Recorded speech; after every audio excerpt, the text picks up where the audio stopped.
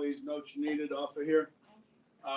19,000 killed in action. I think the number is 81,000 wounded. A little bit different number than they gave you in the video. The Germans are going to lose 120,000 of their best men. And this is one of the kind of fun stories of the war where McCullough, used to sent the note back nuts. Okay, good stuff. Okay, so did I share that with you? Okay, I just put the slide. We've been talking a lot about Pat, and here's a face with a name. One of America's greatest generals of World War II, reckless, outspoken manner gave him friends and enemies of equal determination. During the war, Patton led U.S. troops in Morocco, Tunisia, Sicily, had his army taken away, and then back with the Third Army leading troops through German lines at Normandy to traverse France. His toughness on his enemies as well as his own forces earned him the nickname Old Blood and Guts. This is actually a silver helmet. It's like very shiny silver. He always carried the ivory, hand pistol. Yeah. Always dressed to the nines. I mean, he wore his uniform immaculately and expected the same from his troops. Okay, so he was like a lot of discipline. And if you talk to people that served with him, and I've had over the years some interviews with people that served under Patton's command, some liked him, some hated him. So he's that kind of guy. Kind of looks like Trump. Like a little bit. Kind of. If he had the same hair. I don't think he had hair. I think he shaved his head. That is Stalin. All right, guys, this is like really important to the future of the world, this meeting right here, okay? So I'm going to give you quite a bit of background on this. First of all, just looking at the picture, okay? Churchill. Which one of these is not like the others? One of them is wearing a military uniform. One of them is a communist dictator. Yet we are allies. Okay, so they are going to meet in Yalta. Now, Yalta is on the Black Sea. Now, here's the thing, guys. Stalin claimed a fear of flying. So when they put together this meeting, Stalin says, well, if you guys want to meet, you're going to have to come to me. Roosevelt, this is February, will be dead in April. He's not doing well. You're going to make this old man fly halfway across the world in the middle of a war. And Churchill's no spring chicken either. Okay? So the thing about this meeting, guys, it's on Russian soil. All right? Which means Stalin gets to set, the arrangements where the three people will be staying. He puts Churchill and Roosevelt on opposite ends of the resort. Okay, he does not want these two Democratic elected officials, leaders of their country, to gang up on him. Okay, and essentially you think that's what's going to happen, right? I mean, that the British and the Americans would work together, to kind of like have a united front with Stalin. Right? Churchill pleaded with Roosevelt to meet the two of them before they went out to Yalta.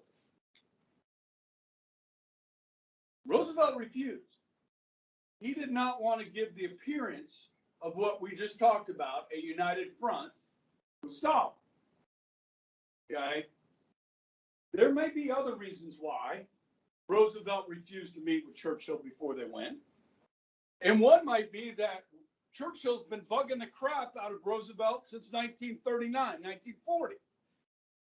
You know what I mean? Like all that time when he was trying to get us to join the war, he was sending messages daily. We need supplies. We need help. You need to get in the war.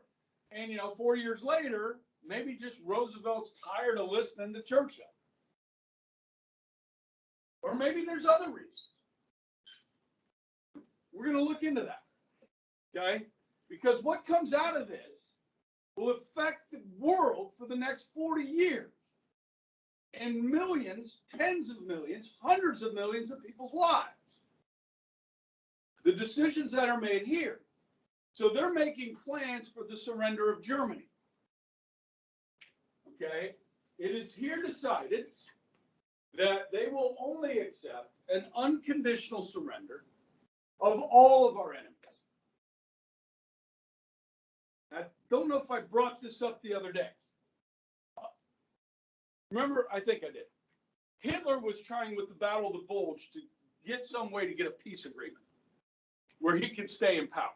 Like if he could capture enough Americans, then he could say, okay, look, we'll give you back your people if we sign a deal, a peace treaty. Okay? Well, that didn't happen.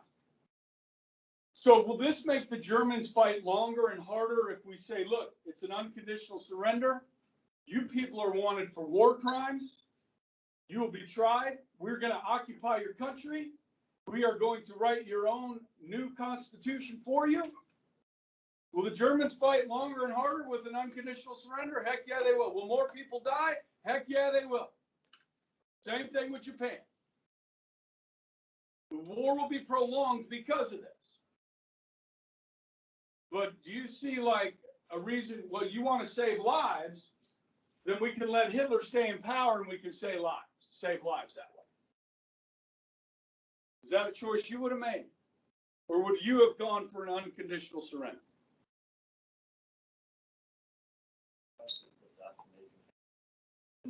Well, yeah, there were several attempts at that. I know, that was a joke. Have any of you guys seen the movie Valkyrie? Tom Cruise. It's about one of the assassination attempts of Hitler. Okay. And you guys ever heard of a guy named Friedrich Bonhoeffer? Okay. This is a Christian who stood up to Hitler. They tried an assassination attempt too. Yeah. What? Do we know what happened to his body? Hitler's? Yeah. Not yet. Not there yet. Let me get to that, and I'll tell you what I know. Okay. All right. And Germany would be faced to pay large reparations. Did we not learn our lessons from the first time? Versailles Part 2. Okay. Yeah. We will learn our lesson. Okay. The Russians not as much because they weren't part of the first one. Okay. All right. So guys, I'm throwing some stuff at you. Okay. All right. Here we go. Come on, mouse. Okay. So this is what Stalin wanted. Remember, we're on Russian soil. You got these three men here. Okay. By the way, this makes for a good long answer question on a test.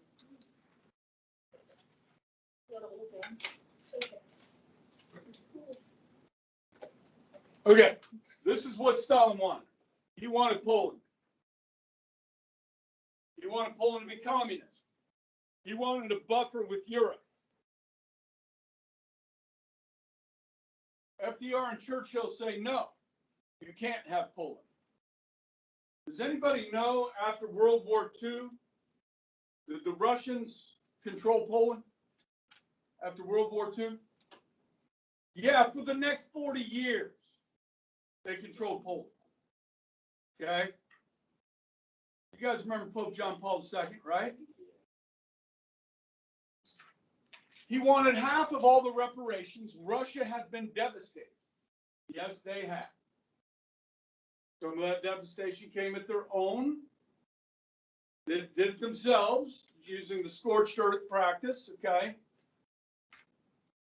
But they have a point. They have been devastated.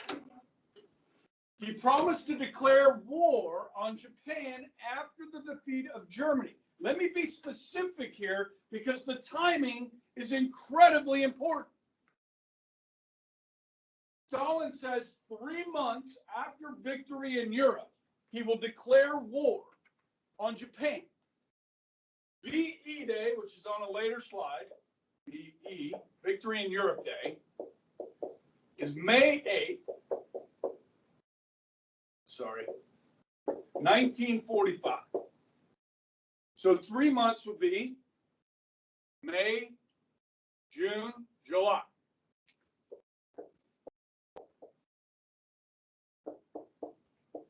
The Soviet Union will declare war on Japan.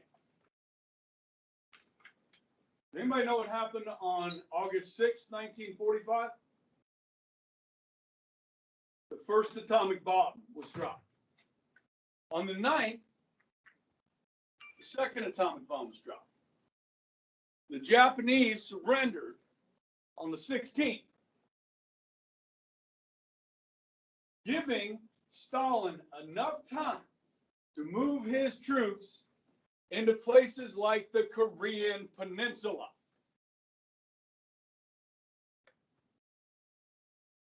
Of which the northern half today is still communist. See the implications here of this meeting on Poland and many other countries like North Korea, okay? Promised to join the United Nations when it was established. He did, but he demanded 2 seats on the Security Council because Russia was big. The Soviet Union was big. We allowed him to take some Japanese islands that they wanted and Outer Mongolia. So Outer Mongolia, which is this purple here, okay, will become part of the Soviet Union after the war.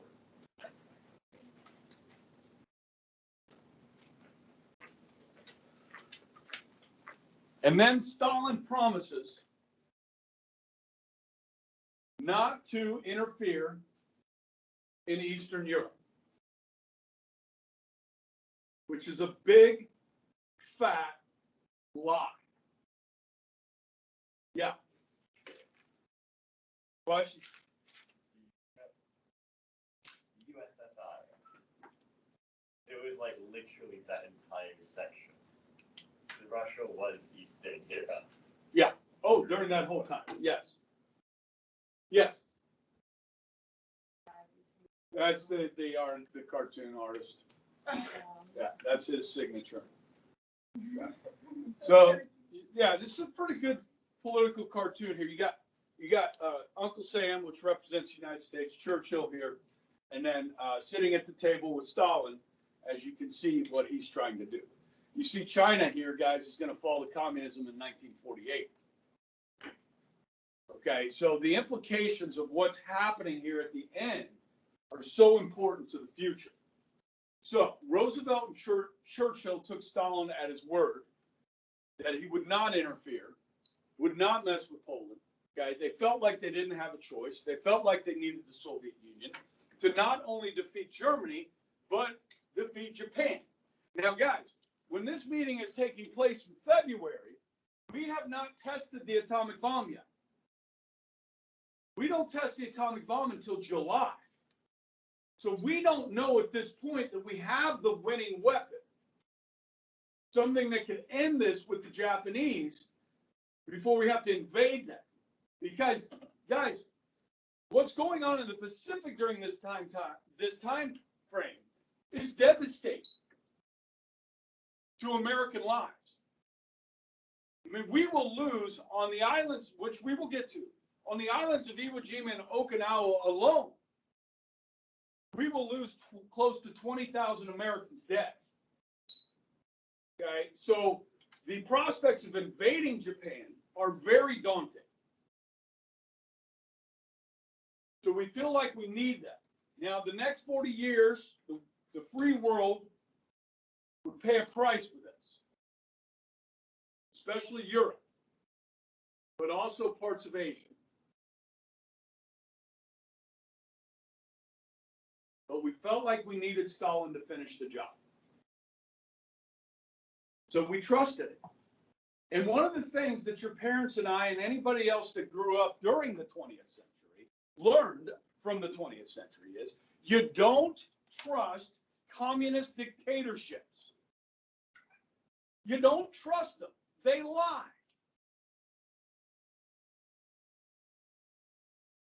Another lesson learned. Okay? Good here? All right, now what, huh? Did we ever learn the lesson? Like, did we ever like actually learn the lesson? Yeah, I think so. I mean, for the most part, yeah. I mean, we've held out, you know, against the Castros, Kim Il-sung, Kim Jong-un, Kim Jong-il, and Kim Jong-un. Grandfather, father, and son. North Korea. Castros. We stood up against the Soviets for 40 years. Yeah, in the Cold War. So, and, you know, trust but verify became the thing. Trust but verify. We need verification that they're keeping their word. You understand? China. Well, I mean, I think for economic purposes, we just said, screw it. We're going to make them rich and they're going to make us rich. And that's what happened in the 90s, 80s, 90s, and 2000s. Okay. Now, guys, I'm going to throw a little curveball at you. And talk about something behind the scenes of this meeting that was taking place. Now, guys, Stalin knew about the atomic bomb before Harry Truman, the vice president, knew about the atomic bomb. How would Stalin know about the atomic bomb before the vice president of the United States knew about it? He had spies. 2 of them working on the Manhattan Project. Okay? He has spies in our government. Guys, some of the people that spy on us most are our allies. At this point, the Soviet Union is an ally.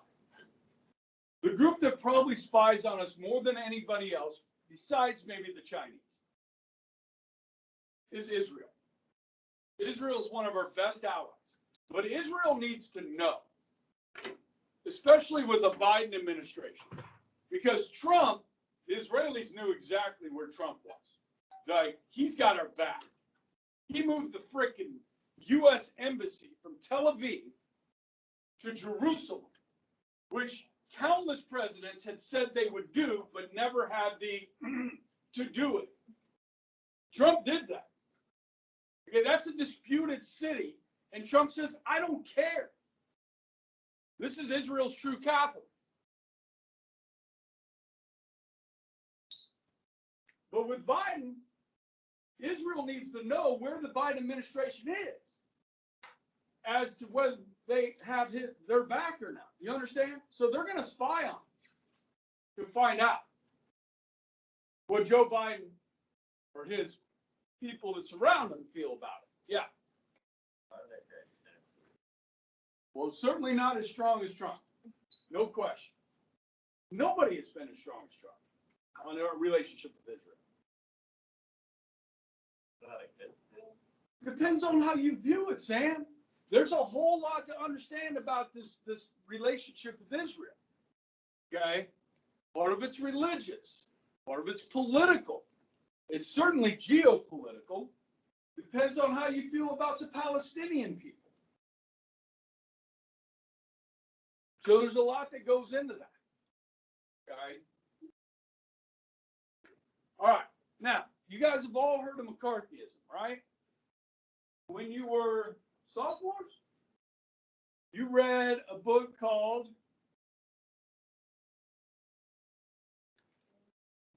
what? No. What? No. Maybe you were juniors. The Scarlet Letter. The Scarlet Letter. What's the other one? The Crucible. What year was that? Junior year. Mrs. Fox? Mrs. Katz. Did she talk about with the Crucible links to like McCarthyism? Yeah. Maybe, Probably, but I don't. I mean, that's one of the themes of teaching this book is to talk about McCarthyism with a lot of English teachers She definitely did. throughout. Yeah. I I didn't even read the book. Okay, okay, yeah, generally they do, okay? So listen, let's talk about McCarthyism, okay? And I want to explain something to you here. McCarthyism is a practice of making accusations of disloyalty, subversion, or treason without proper regard of evidence. Now, Senator Eugene McCarthy was a tail gunner on a B-17 Flying Fortress during the war. He came home to Wisconsin and he ran for Congress and then was elected to the Senate. So first of all, it's Senator Joseph McCarthy, okay, of Wisconsin, who, guys, many people wanted to run for president. He was very popular, just as we know Richard Nixon was very popular when he won 49 of 50 states in 1972. You can see how somebody can go from the mountaintop to having an ism named after them. The practice of making unfair allegations or using unfair investigative techniques, especially in order to restrict dissent or political criticism.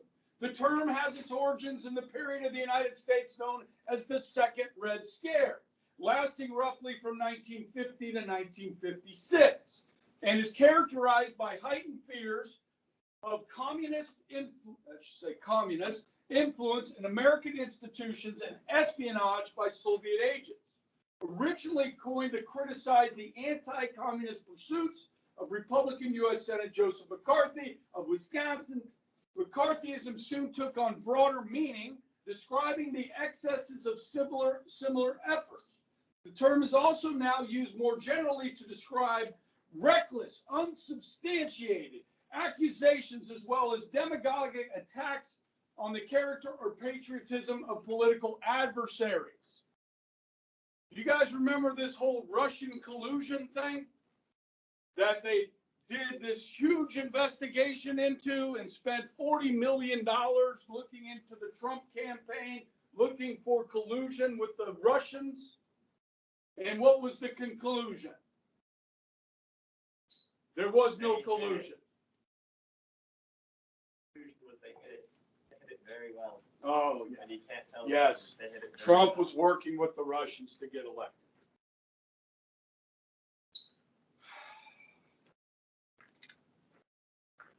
Now,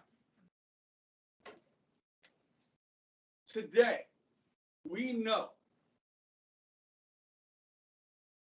because of declassified material, during the war, the Army had a project called the Venona Project, which was intercepting messages between the Soviet Union and agents in the United States. The problem was we couldn't figure out who these agents were. We could read the messages, but we couldn't figure out who they were. After the Cold War ended and the Soviet Union collapsed, the Soviet Union, Russia now, opened up its archives. And so researchers could go in for a couple of years and start and put two and two together, like who these Soviet agents were in the United States in the late 40s, mid to late 40s and post-war. So between these two documents, or these two events taking place, we know a lot more about who was a spy in the United States. So let me read this to you. We now understand that communist infiltration in the U.S. government during the 1930s and 40s, okay, now remember, the Red Scare is the 1950 to 56.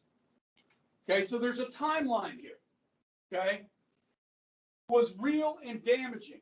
The opening of some Soviet archives and the release of the Venona Project files, which are intercepted wartime and post-war messages between Moscow and communist agents in the United States, confirmed much of what Whittaker Chambers and Elizabeth Bentley and other ex-communists told the House Un-American Activities Committee and other congressional committees.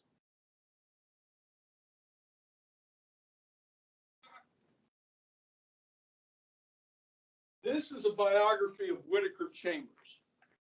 This is Whittaker Chambers right here. He was a Soviet spy. He confessed to being a Soviet spy. okay, and went to prison. But one of the things he did, he didn't go to prison for a long time, because guess what he did? He rolled over on some other spots that he knew about. One of which is this man. This is Alger Hiss. Alger Hiss never admitted to being a spy. He did go to jail for perjury, for lying. Alger Hiss was working for the U.S. State Department. Now, if you know anything about the State Department, they deal with diplomatic situations. So like if the Queen of England is coming to town, or you're going to see the Queen of England, the State Department tells you, okay, don't go hug the Queen. Don't touch the Queen. They tell you all the protocols, all the things to know, okay, the diplomatic stuff. Alger Hiss was at Yalta advising the President of the United States. He was a Russian agent advising our president, had the ear of the president during this Yalta conference that would decide the fate of tens of millions of people after the war. I don't know about you, but Stalin's positioned himself pretty good. He's got spies in the ear of the president. He's got spies at the Manhattan Project. These Soviet agents, okay?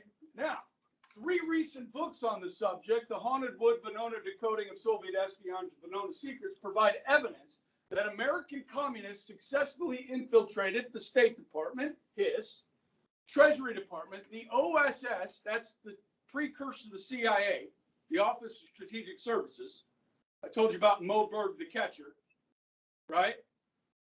They infiltrated that, the Justice Department, the Agriculture Department, the Commerce Department, the Office of War Information, which is our propaganda wing, the War Production Board, the Board of Economic Warfare, the Civil Service Commission, the Agriculture Adjustment Administration, the AAA, the Army, the Navy, Congress, the Manhattan Project, the United Nations, and the White House. Some of the highest ranking Soviet agents included this man, Harry Dexter White, the number 2 man at the Treasury, Alger Hiss, key State Department official at Yalta, Duncan Lee, chief assistant to the OSS. So this is like the chief assistant of the CIA,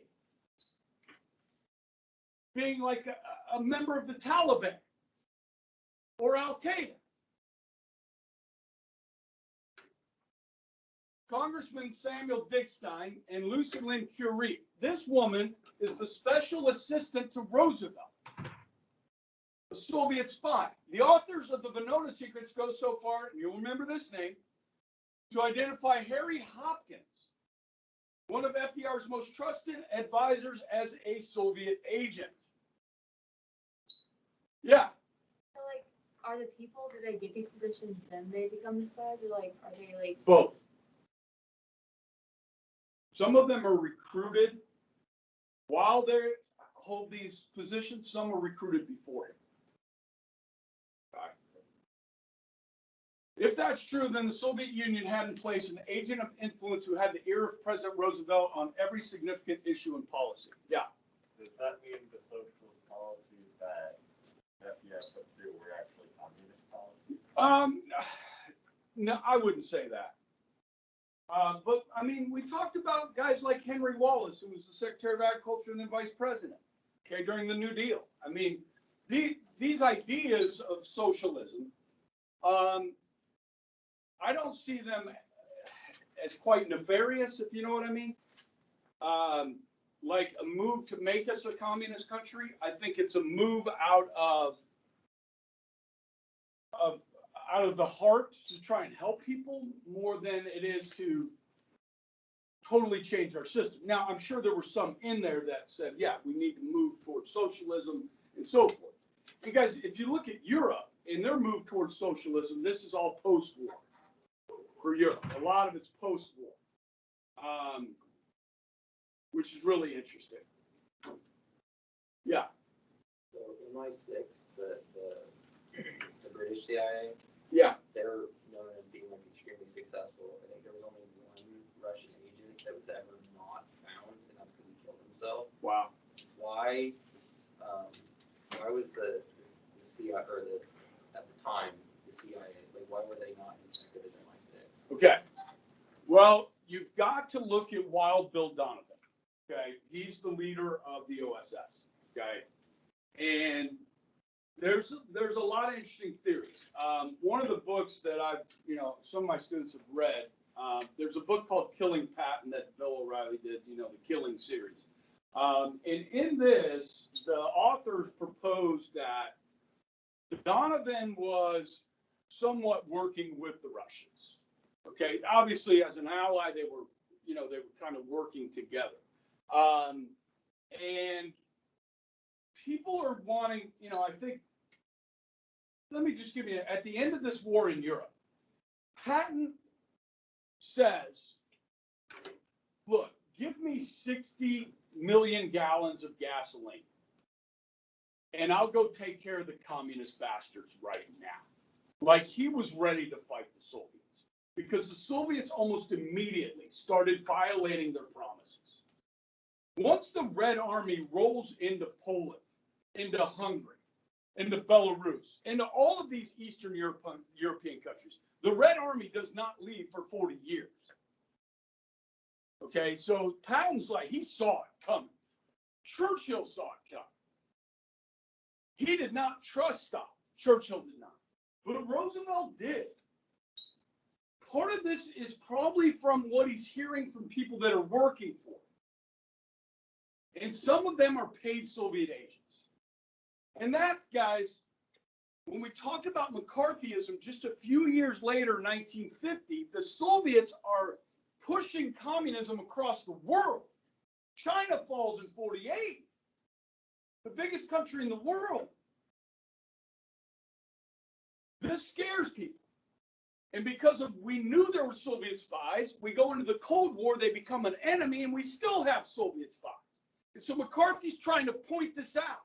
Now, did McCarthy make accusations that he couldn't back up? Absolutely he did. But if you go back and look at this history, guys, McCarthy never called out a person by name, not one person by name.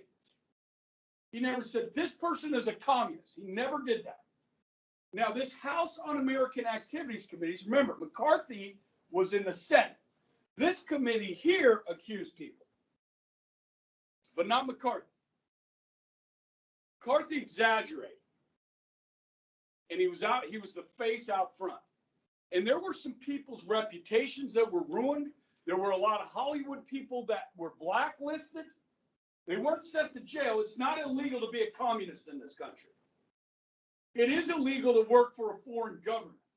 And right now, the Justice Department has arrested or charged at least 5 professors at big universities in this country that were lying about the relationship with China. Because the Chinese go after our intellectual property. And the best way to do that, because it's a lot cheaper to steal intellectual property than it is to create it on your own. You understand? And that's what the Chinese are good at. So they get people in our universities. They send money to our people in our universities. They send students into our universities to work in highly sensitive technology areas to steal that information. That is going on as we speak. Okay? We have to be aware of this. Okay? Now, I'm not an apologist for Joseph McCarthy, but I will tell you this. Dwight Eisenhower, who is one of the most moderate presidents we ever had, said during what McCarthy was doing, he said, thank God somebody's doing this, because it was a problem.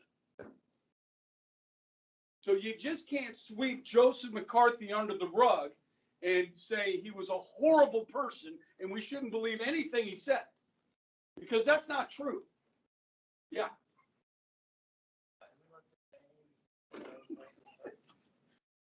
What do you mean? Like, why are we still letting them send in? We're a free country. Yeah.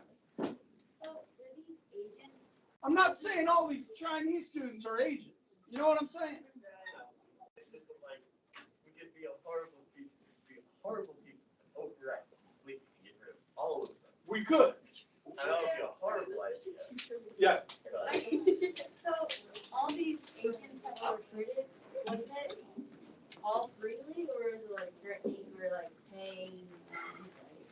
Okay, well, could some of them been blackmailed, like the Soviets find out? Yeah, that was one of the problems with being gay back in this day.